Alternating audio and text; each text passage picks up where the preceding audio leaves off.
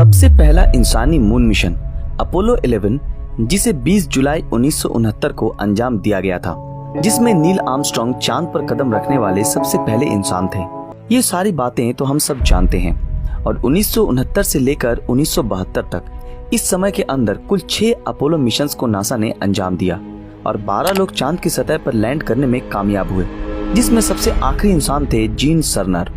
इस घटना को आज लगभग 48 साल बीत चुके हैं, लेकिन इसके बाद नासा और दुनिया के अन्य स्पेस एजेंसीज ने फिर कभी इंसान को चांद पर भेजने के बारे में क्यों नहीं सोचा? क्या कभी ये सवाल आपके मन में नहीं आया? अगर टेक्नोलॉजी की बात करें तो आज से 50 साल पहले हम इंसान जितने एडवांस थे, आज उससे 100 गुना ज्यादा एडवांस हो चुके हैं। और आज ऐसे इंसानी मिशंस को अंजाम देना हमारे लिए कोई बड़ी बात नहीं। तो फिर क्यों नासा और अन्य स्पेस एजेंसीज इंसानों को चांद पर नहीं भेज रहा? क्या उन्हें चांद पर कोई दिलचस्प चीज नहीं मिली, या फिर एस्ट्रोनॉट्स को चांद पर किसी ऐसी अज्ञात चीज दिखी है जिससे कि वे चांद पर जाने से डर रहे हैं? और भी न जाने कितने ऐसे सवाल खड़े होते हैं। तो आज की इस वीडियो में मैं आप लोगों को इन्हीं सब सवालों के जवाब बताऊंगा कि आखिर इंसानों के चांद पर न जाने के और अभी तो रुको, तो हो सकता क्लाइमैक्स अभी बाकी है। वैसे तो नासा आज से 50 साल पहले ही 6 मैन्ड मून मिशंस को अंजाम दे चुका है और इन सारे मिशंस में कोई भी हादसा नहीं हुआ। लेकिन अब सवाल ये आता है कि क्यों नासा ने इतने साल इंसानों को चांद पर भेजने में कोई दिलचस्पी नहीं दिखाई? इसके पीछे का सबसे बड़ा रीजन है बजट। अभी आप सोच रहे होंगे कि अगर अमेरिका, जो कि आज दुनिया का सबसे पावरफुल और रिच कंट्री है, तो फिर उसे बजट की क्या फिक्र? लेकिन ऐसा बिल्कुल भी नहीं है। वैसे तो नासा का एनुअल बजट 2200 करोड़ डॉलर के आसपास है।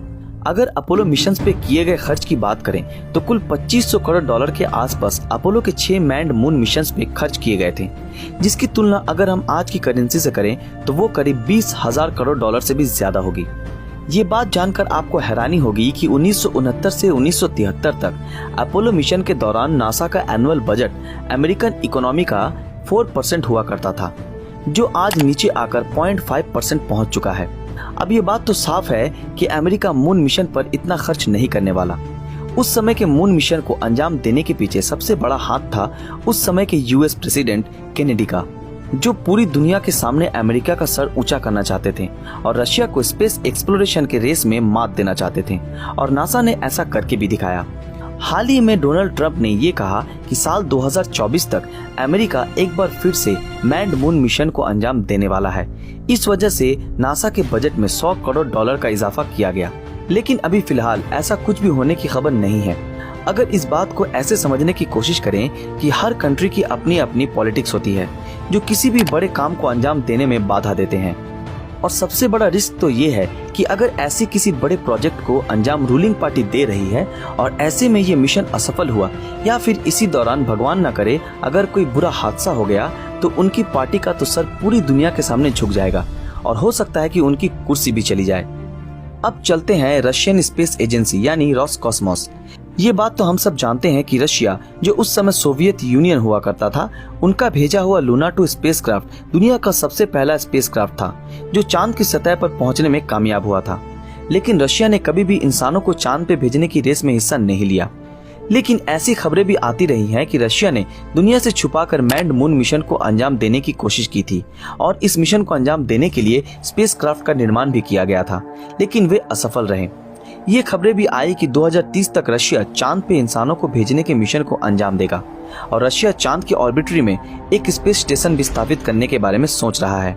लेकिन इन सब कामों को अंजाम देने में 10,000 करोड़ डॉलर की जरूरत होगी, जिसका जुगाड़ करना नामुमकिन है। तीसरा है यूरोपियन स्पेस एजेंसी यानी ईएसए। सपने देखना अच्छी बात है, लेकिन ऐसा सपना देखना जिसे पूरा करना लगभग नामुमकिन है, ऐसे सपने देखना तो पागलपन है। ऐसा ही कुछ सपना देख रहा है ईएसए। एक रिपोर्ट के मुताबिक ये सुनने में आया है कि यूरोपियन स्पेस एजेंसी साल 2030 तक चांद की सतह पर इंसानी बस्ती बसाने के बारे में सोच रहा है, जहां इंसान परमानेंटली रह सकेंगे। ये सुनने में जितना अच्छा लगता है उतना ही नामुमकिन काम है। लेकिन सच तो ये है कि यूरोपियन स्पेस एजेंसी ने अभी तक एक सिंगल स्पेसक्राफ्ट को भी चांद की सतह पर सफलतापूर्वक नहीं भेजा है। तो ऐसे में ये सुनने में पागलपन लगता है कि वही स्पेस एजेंसी कैसे चांद पर बस्ती बसाने के बारे में सोच रहा है। ये तो नामुमकिन ही लगता है। इन सब स्पेस एजेंसीज के अलावा एक और मजबूत दावेदार है जो स्पेस एक्सप्लोरेशन की रेस में काफी उभर कर सामने आया है, और वो है चाइना, जो स्पेस में अपना खुद का एक स्पेस स्टेशन भी स्थापित कर रहा है, जो 2020 के अंत तक कंप्लीट होने के आसार हैं। चाइना ने साल 2009 को अपने चैंग E1 स्पेसक्राफ्ट को चांद की सतह पर लैंड करवाने में कामयाब हुआ था। इससे ये बात तो साफ जाहिर होती है कि बहुत ही जल्द चाइना मैन्ड मून मिशन को अंजाम देगा और अमेरिका के बाद इस लिस्ट के दूसरे नंबर पे आ जाएगा, और उनके सामने बजट का भी कोई प्रॉब्लम नहीं है। और ऐसी खबरें भी सुनने में आई हैं कि चाइना एक एडवांस स्पेसक्राफ्ट को बना रहा है जो एक ही साथ 6 एस्ट्रोनॉट्स को चांद की सतह तक पहुंचाएगा। और ऐसा भी सुनने में आया है कि ये स्पेसक्राफ्ट इतना एडवांस होगा कि इस पे बैठकर ही एस्ट्रोनॉट्स चांद की सतह पर सफर कर पाएंगे, जैसे कि कोई कार हो। और अगर ये मिशन सक्सेसफुल हो जाता है तो स्पेस एक्सप्लोरेशन के इतिहास में एक बहुत ही बड़ा रेवोल्यूशन देखने को मिलेगा। लेकिन फिलहाल ये सब खबरें ही हैं, ऑफिशियली इनका कोई प्रूफ भी नहीं है। वैसे फ्रेंड्स, इनके अलावा इंडिया, इजराइल और जापान जैसे देश भी इस रेस में शामिल हो रहे हैं और चांद की ओर जाने का हिम्मत दिखा रहे हैं। लेकिन फिलहाल अभी हमारे पास इतनी एडवांस टेक्नोलॉजी नहीं है कि हम इंसानों को चांद पर भेज सकें। लेकिन हम ये उम्मीद जरूर करेंगे कि आने वाले भविष्य में ये हम जरूर देखेंगे कि चांद की सतह पर भी हमारा झंडा लहराएगा। तो दोस्तों, अब तक आपके दिमाग में ये बात घुस चुकी होगी कि चांद पर न जाने के हर देश के अपने अपने फंडे हैं, चाहे वो पॉलिटिकल फंडा हो या फिर बजट का फंडा। सबसे बड़ी बात तो ये है कि जिस मिशन को हम मशीन और रोबोट के जरिए अंजाम दे सकते हैं, उनके लिए इंसानों को भेजकर करोड़ों रुपए खर्च करना बच्चों जैसी हरकत है, और इससे इंसानों की जान को भी खतरा होता है। इस बात पर तो स्पेस एजेंसीज को जरूर सोचना चाहिए।